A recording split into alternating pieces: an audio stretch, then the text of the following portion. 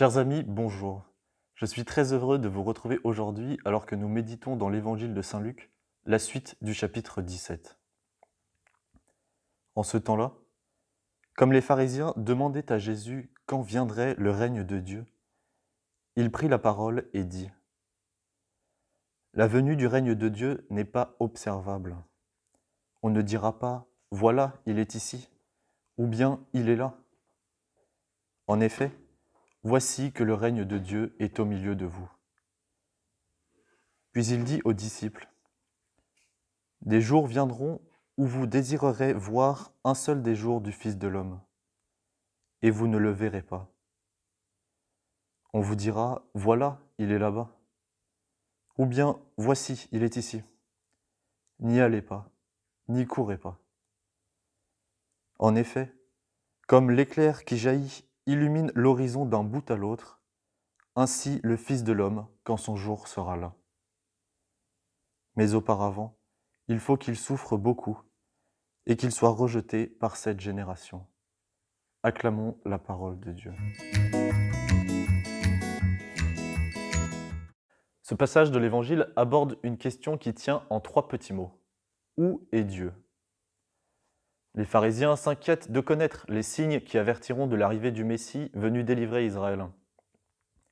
Jésus les invite à ne pas s'arrêter à des phénomènes visibles, même lorsqu'ils s'avèrent particulièrement populaires.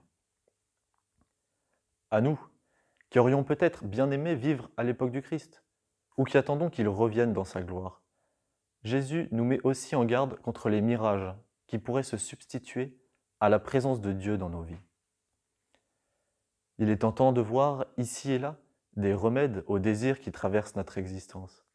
Mais seul Dieu, tel l'éclair qui jaillit et illumine l'horizon d'un bout à l'autre, peut embrasser par sa force l'étendue de notre attente. Seul le Créateur peut combler le désir profond qu'il a mis dans le cœur de sa créature.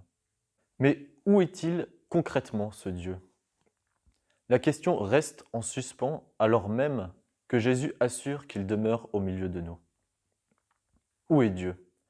De nos jours, cette question revient sans cesse à nous et sous diverses formes. Où est Dieu quand ses créatures sont confrontées à l'épreuve de la mort, et de façon particulièrement dramatique aujourd'hui ? Où est Dieu quand ses fidèles sont persécutés à travers le monde et jusque dans nos propres églises ? Où est Dieu quand son peuple se voit privé de l'Eucharistie, culte nécessaire et incontournable ?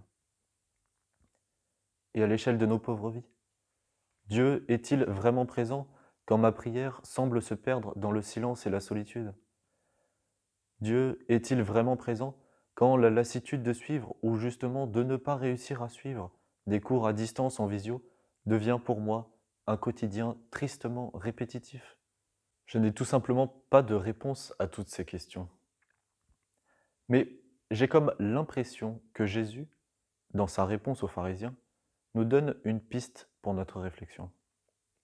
En effet, à la fin de ce passage de l'Évangile, le Christ nous prévient que l'avènement de son règne ne se fera pas avant qu'il ait lui-même souffert et qu'il ait été rejeté par sa génération, orientant ainsi notre regard vers le supplice de la croix. Le sujet de la souffrance ne relève ni de l'anecdote, ni d'un préalable enduré par le Christ, mais qui n'aurait pas vraiment de lien avec le règne de Dieu. Ce n'est pas un accident de l'histoire que Jésus ait offert sa vie de manière si douloureuse. Ce n'est pas un hasard qu'autant de grands saints soient commémorés en tant que martyrs. Ce n'est pas une fatalité que nos existences soient douloureusement éprouvées par la souffrance. Affirmer que Dieu est amour ne consiste pas, il me semble, à l'identifier à un simple sentiment, aussi beau et puissant soit-il. Il s'agit peut-être plutôt de reconnaître que sa vie, en associant si étroitement souffrance et compassion pour les hommes, exprime un don parfaitement gratuit que nous sommes nous-mêmes appelés à vivre avec lui. Là où sont la charité et l'amour, Dieu est présent.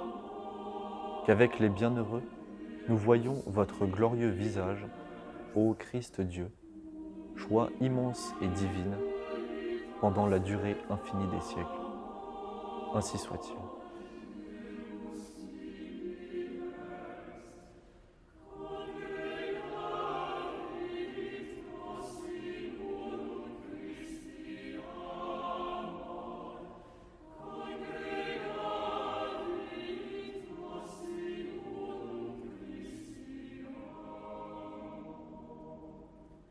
Bonne journée et à demain.